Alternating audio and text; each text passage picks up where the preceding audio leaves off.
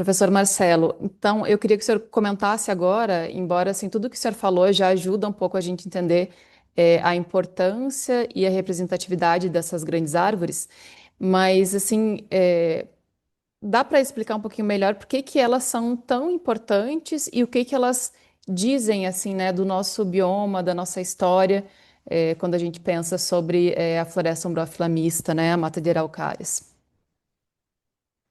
A araucária, se nós brincarmos, né, com os grandes indivíduos, né, com certeza é o maior ser vivo que nós temos no contexto da floresta de araucária, né, com certeza é o ser vivo de maior porte, de maior biomassa, né, e com isso ele acaba tendo várias focos importantes de valoração dessa árvore, né.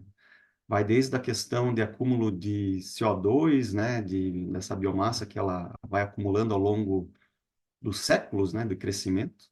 Então, isso é importante para, no cenário que nós estamos vivendo de mudanças climáticas, né, de resgate, de sequestro de carbono. Outro aspecto dessa, dessas grandes árvores, né, elas servem de abrigo para diferentes formas de vida, de animais, de plantas, né. As epífitas, que são plantas que eu não imaginava encontrar, bromélias na base de araucária, né? Isso é uma coisa que chama muita atenção. A gente pensa encontrar mais na floresta atlântica, né? Na Umbrófila densa, é mais comum isso. Mas o Parque Nefrai, essa que caiu, tinha uma colônia de bromélias, assim, na base, gigantesco, assim, que não, você não vai encontrar nessas florestas secundárias. É um indicador, assim, também da importância dessas árvores, né, para esse cenário todo. Outro aspecto, né, são as grandes cavidades, né, em diferentes tamanhos, né, que a fauna, até mesmo micro-organismos, fungos, né, tudo isso também acaba utilizando, né, a araucária, né, a biomassa ou mesmo a biomassa morta da araucária para se alimentar ou se abrigar, né? Isso é uma coisa muito importante. Outro aspecto, né, como engenheiro florestal, também a questão de produção de madeira, né, uma espécie importante que nós não estamos estimulando, né, o plantio dela para demandas de madeira, né? Usamos essências exóticas, sendo que é uma espécie que tem um potencial de estar sendo associada à conservação pelo uso, né? Então, isso também é uma coisa que torna a araucária uma espécie-chave para a fauna, para a flora, e também, além da madeira, ela nos fornece alimento que é a semente dela, né? O pinho. Então, veja a importância dessas árvores nesses diferentes aspectos que a gente pode estar trabalhando. Professor, eu queria que o senhor falasse um pouquinho mais sobre as cavernas biológicas que são frequentes nessas árvores antigas, para as Uhum. pessoas terem ideia, assim, do quão rico vira esse ambiente, né, esse tipo de refúgio dentro das árvores, que tipos de animais a gente encontra ali, que tipos Uhum. de Uhum. plantas, fungos, assim, para dar uma ideia da biodiversidade que se abriga nesse De uma grande espaço árvore. dentro de uma grande árvore.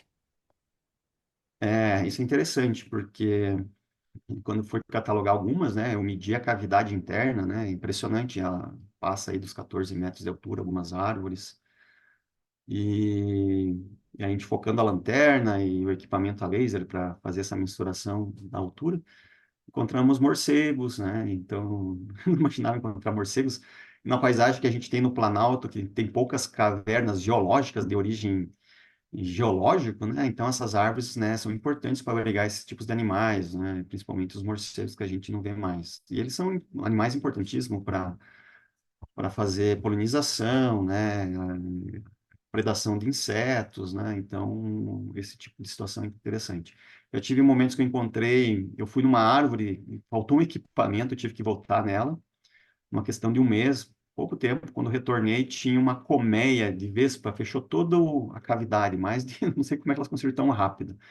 Mas até tive para mim para que eu pudesse medir o diâmetro, né? Tive que ter cuidado de aproximar em razão dessa colmeia que ela fechou a base da cavidade interna, né? Então, são outros animais, eu até imaginava, talvez algum mamífero, né, possa utilizar, né, de abrigo, não sei, né? teria que pesquisar. Eu queria ter feito um projeto, até conversei com outros pesquisadores para nós instalarmos armadilhas fotográficas. Então, o pesquisador, esse é da área da medicina veterinária, da UDESC, ele teria os equipamentos, mas não teríamos recurso, talvez, para o projeto nas viagens, nas excursões de campo e também alunos, né? Então, recursos humanos, né, para fazer esse tipo de monitoramento, ir a campo, tirar as armadilhas, revisar as armadilhas, né? Eu não estou tendo mais, digamos, tempo. Eu fiz todos esses levantamentos em loco, né? E eu pessoalmente fui. Hoje é mais difícil de eu realizar várias frentes de pesquisa, então a gente faz muitas parcerias. Então, a importância dessas árvores no contexto biológico, por exemplo, das epífitas, né? Saiu agora os artigos das epífitas. 10 árvores concentram a biodiversidade de epífitas mais do que uma floresta secundária, você mensurar, sei lá, 50 árvores. Nós estamos visualizando isso, né? Então, ali no Parque Renefrai, nós fizemos levantamento das epífitas e foi os revisores, né, os meus pares, né, eles não entenderam o contexto ali. Achavam que era poucas amostras, só 10 árvores para o levantamento de epífitas. Mas foi muito trabalhoso escalar essas árvores. Uma delas tinha 40 metros de altura, né? Imagina, e a coluna dela, assim, de 2 metros embaixo, e ela praticamente era cilíndrica. Vários troncos laterais reiterados, né? Como se fossem outras árvores em cima de outras árvores. E levantamos uma quantidade de epífitas muito maior que numa outra área, que a gente ainda não publicou os resultados, aqui do campus, que é uma floresta secundária, que até o momento mostramos lá, se não me engano, foi 50, 70 árvores, e não chegamos no nível de diversidade dessas 10 lá no Parque Renefrai. Então veja, né, a importância também nesse contexto de outras, das plantas, né, utilizando as grandes árvores nesse contexto todo aí, né? Então, elas acabam sendo um edifício, né, um arranha-céu da floresta, né, com muitos apartamentos, com vários inquilinos, né, de diferentes inquilinos. Alguns fungos internos a gente consegue visualizar também, né, dentro da própria cavidade, né, eles têm uns fungos brancos, eu não sei que fungo é, não é minha área de especialização.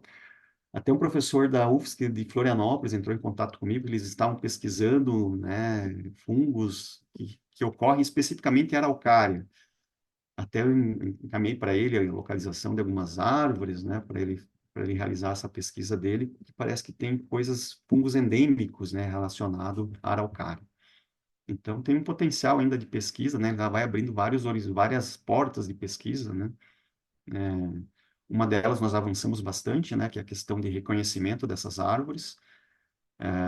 Nós conseguimos já, pelo menos, uma política pública aqui em Santa Catarina, de colocar dentro do novo Código Ambiental um item legislativo ali que para desenvolver um programa de árvores históricas e monumentais do estado de Santa Catarina.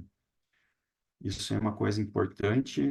Nós temos no Código Florestal, né, árvores imunes, mas nós não temos políticas efetivas de fazer o inventário, catalogá-las, monitorá-las, cuidá-las, né, fazer o manejo delas. Às vezes algumas árvores vão precisar de cuidados, né, de poda, adubação, às vezes, né, restrição de acesso, né, às vezes tem uma vegetação muito intensa, começa a compactar o solo.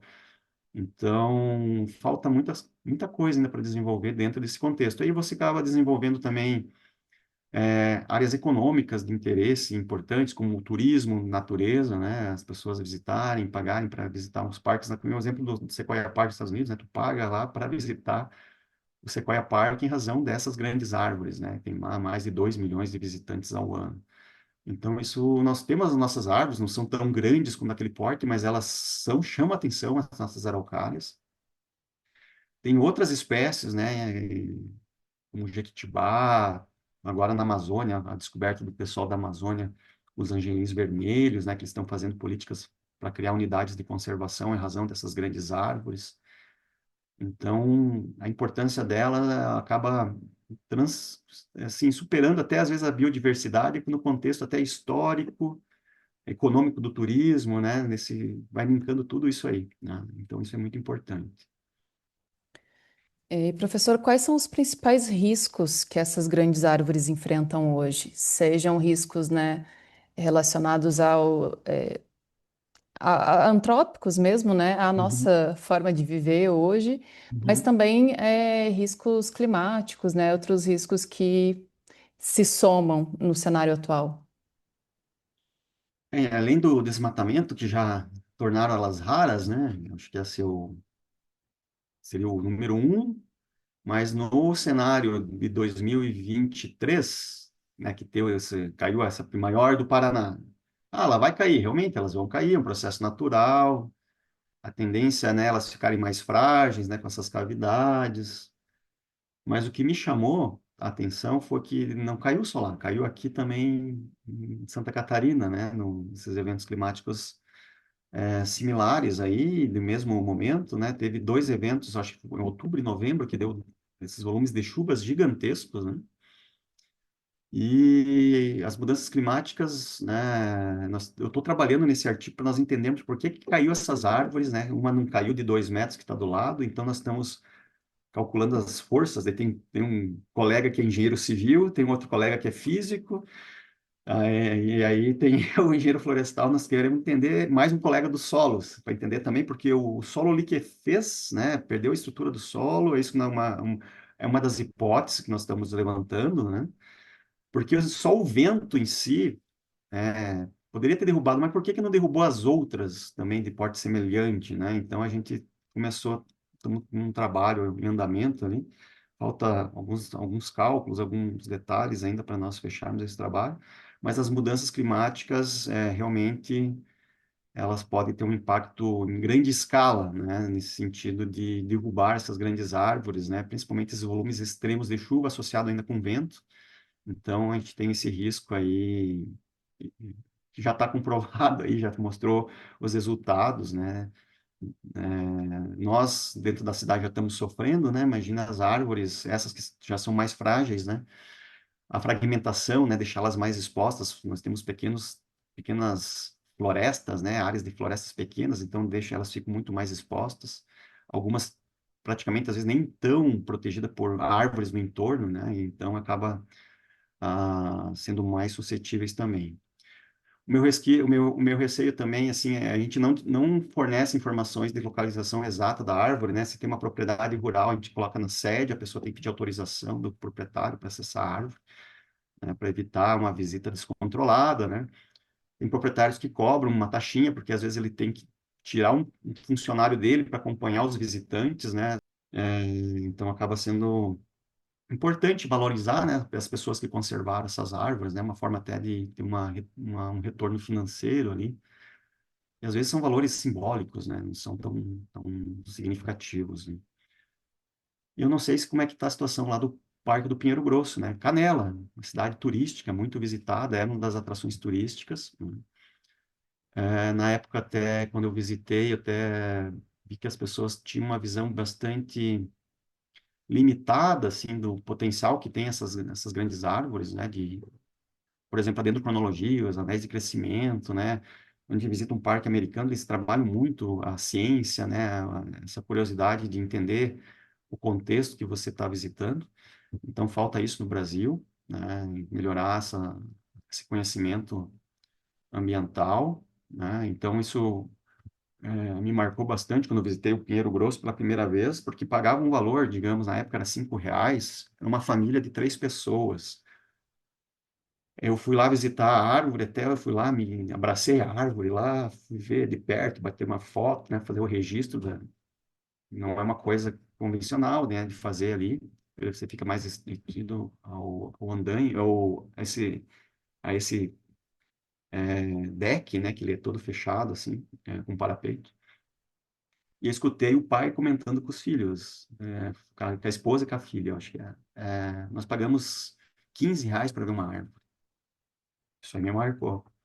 E que falta que faz uma mediação, né, professor? Uma explicação, uma comunicação sobre a importância do que eles estão vendo. Tinha uma placa lá também, uma estimativa de 700 anos, tinha lá os dados de endométrio, diâmetro, altura, né? Mas ele não estava entendendo que aquela árvore é a terceira maior árvore. Então, o ranqueamento, né, para valorizar o porte dela, né? Essa que tu está vendo é a terceira, o que sobrou, né? Então, isso também valoriza muito, né, essa questão de ter um ranking, né, das árvores, né, de porte, né? Isso valoriza bastante. Então, falta bastante nessas ilustrações da história da colonização, da ocupação do território, linkando a exploração. Foi um recurso econômico muito importante, mas nós sobrou pouca coisa para contar a história. Então, o que sobrou a gente tem que valorar, tem que conservar, tem que talvez fazer novas políticas públicas para conservação. Talvez tinha tentado sensibilizar nessa questão dos políticos plantarem mais árvores também, né? Daí sair na foto, mas está difícil ainda esse cenário, né? Bastante desafiador. Nós estamos não é questão de polarização, mas é uma questão de consciência, né? De a gente poder contemplar uma árvore, entender, né, quanto tempo leva, o que essa árvore Uhum. passou para chegar a um porte gigantesco desse. Sim. E simplesmente cair, morreu, que é normal? Sim, é normal, vai ter o ciclo dela. Mas se nós não cuidarmos do que sobrou, né, vai ser Uhum. praticamente difícil. A próxima geração talvez vai ficar talvez nos livros, né? Ou É. ler os livros do professor Marcelo, lá, E a as gente está fotos. perdendo coisas sem sequer conhecer, né, professor? O que é, assim, o Exatamente. o mais trágico de tudo. A gente não tem a Exatamente. dimensão, assim, do que a gente está perdendo. O senhor já Exatamente. falou um pouco sobre o programa de Santa Catarina, né, para árvores históricas e monumentais, que contempla uma das perguntas que apareceram, assim, como funciona a proteção legal dessas árvores gigantes, né? Se existe e se árvores individuais elas podem de alguma maneira ser tombadas ou protegidas por lei e que esfera, assim, poderia fazer Uhum. isso, né? Se esses instrumentos não existem ainda. A gente sabe que a araucária, de modo geral, ela tem uma proteção já. Mas para Uhum. essas gigantes, existe alguma coisa específica? Dentro desse contexto, até desse programa do Estado, né, quando a gente vai trabalhar individualmente, cada indivíduo, a ideia é tombar individualmente, né? Normalmente, essas políticas vêm do município, mas poderia vir do Estado, poderia vir do governo federal, né? Depende muito do contexto, da delegação dessa competência, ou mesmo da iniciativa de fazer o tombamento. A gente tem muita, na verdade, até o termo tombamento, né, o pessoal utiliza muito para o patrimônio histórico, né? O termo até correto seria tornar essas árvores imunes ao corte, né, ou protegidas com essa terminologia. Tem algumas legislações, Curitiba, tem Recife, Porto Alegre, vários municípios, várias capitais, né, grandes têm já essas legislações protegendo especificamente essas árvores dentro da área urbana, mas dentro desse contexto ainda é algo novo, né? Que a gente está buscando, né? A gente está tentando trabalhar essa vitória de ter um programa inicial, né? E depois, dentro desse programa inicial, a gente conseguir, né, trazer proteção individual de cada árvore, isso é importantíssimo. E também a questão do cuidado dessas árvores, né? Manejo através da arboricultura, né, com todos os cuidados possíveis, uma visitação segura, porque essas árvores também vai ter galhos mortos, né, pode cair em cima das pessoas, tem que ter todo um cuidado também nesse sentido de visitação e para que não vire um acidente também. Mas o poder público, normalmente o municipal, através dos vereadores, é possível buscar isso.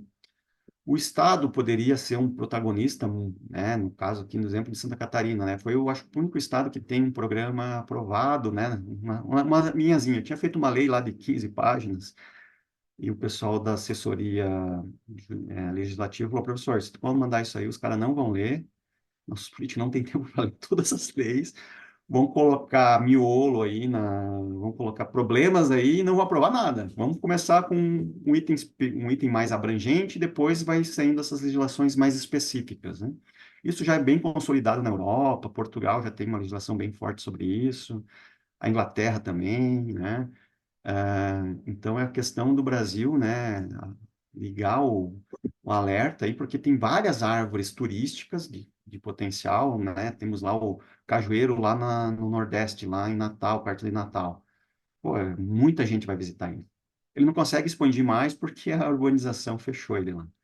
Então, são situações assim que algumas árvores vão para o Guinness Record, né? Ficam no registro do Guinness Record, ganham mais visibilidade, né? Mas o poder público, né, poderia estar atuando fortemente nisso aí.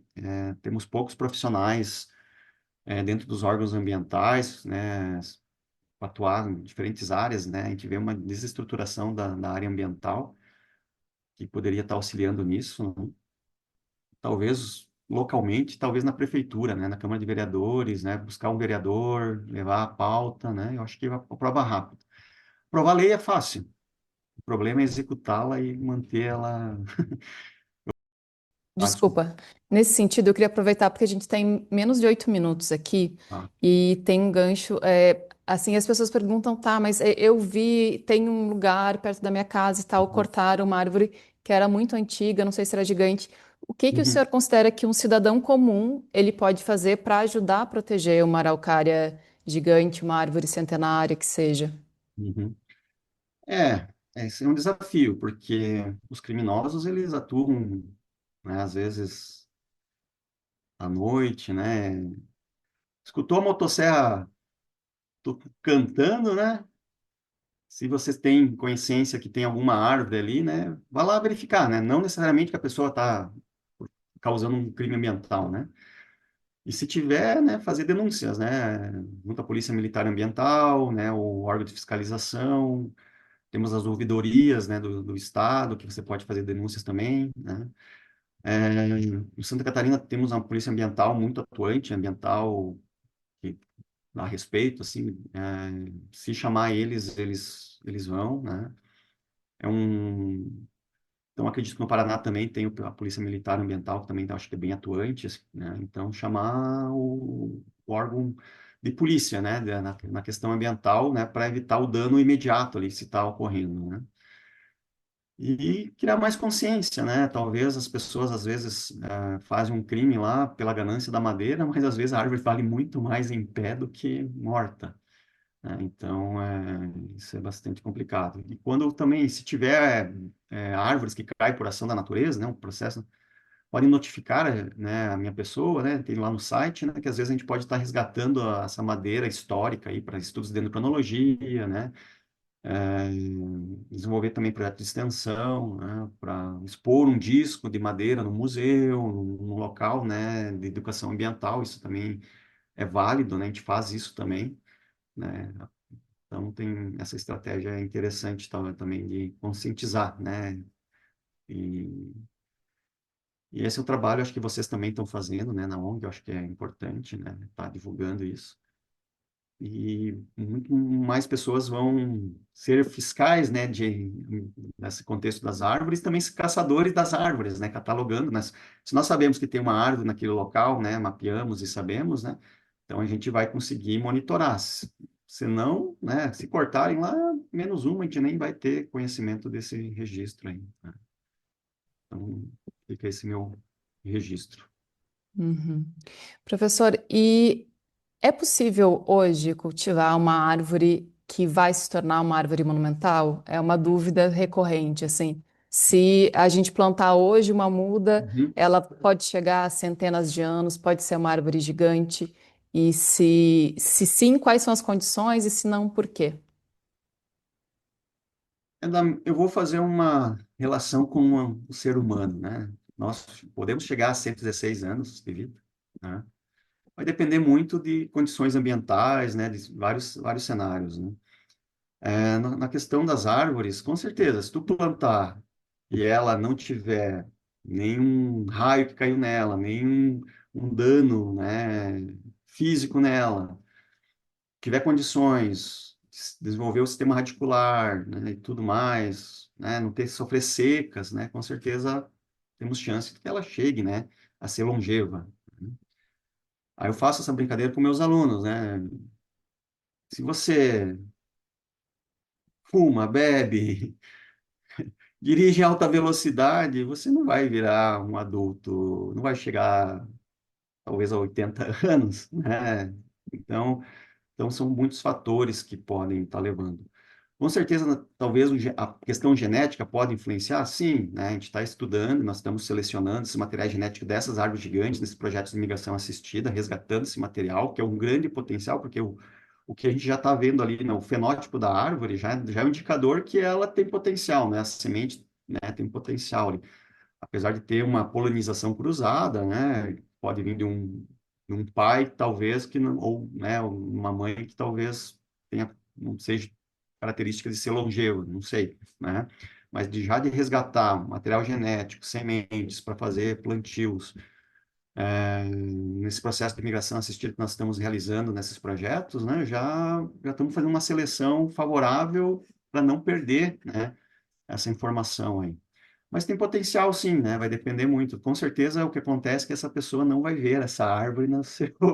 Talvez vai plantar uma muda, uma árvore, talvez não sei se ela vai conseguir, né? Se for uma criança, talvez ela vai ver essa árvore, talvez com 80, 1 metro de diâmetro, né?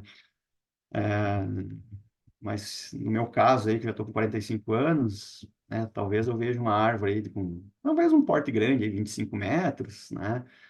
Talvez uns 40 centímetros de diâmetro, 50 centímetros de diâmetro, né?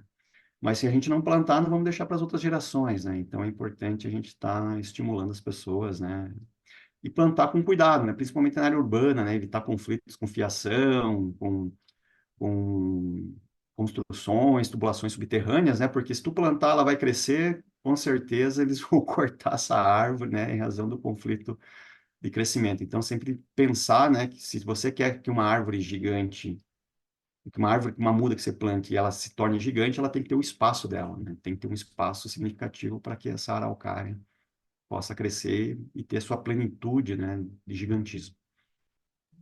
Professor, e 2 minutinhos para completar, assim, para falar com o senhor, qual o contato, o melhor lugar, a gente fala de novo do Uhum. site, e pesquisa que o senhor está realizando, o que que gostaria de divulgar em relação ao mestrado, seus trabalhos.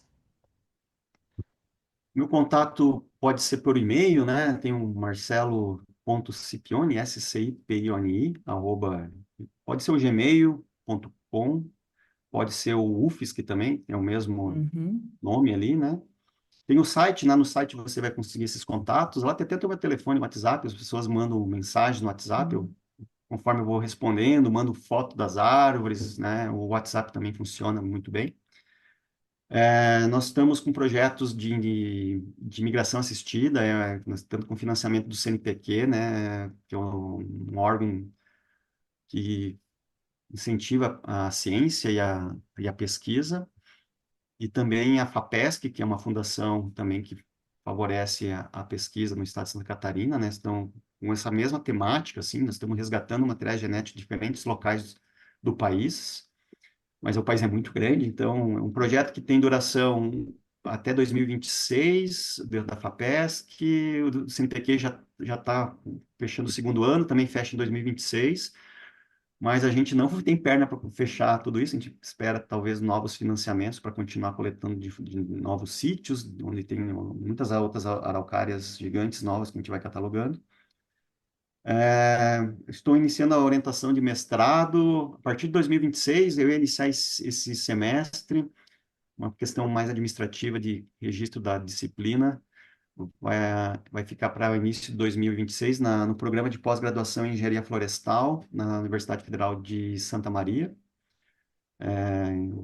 Vou orientar mais nessa linha aí, né? Tanto migração assistida, também crescimento, inteligência artificial usando na edificação de anéis. E estamos também desenvolvendo equipamentos, né, para medir melhor esses anéis, conseguir visualizar, facilitar um pouco, né, essa datação que é bastante trabalhosa em cima dessas amostras gigantescas aí. E, de novo, é que a inteligência artificial vai precisar de muito trabalho para torná-la inteligente, né?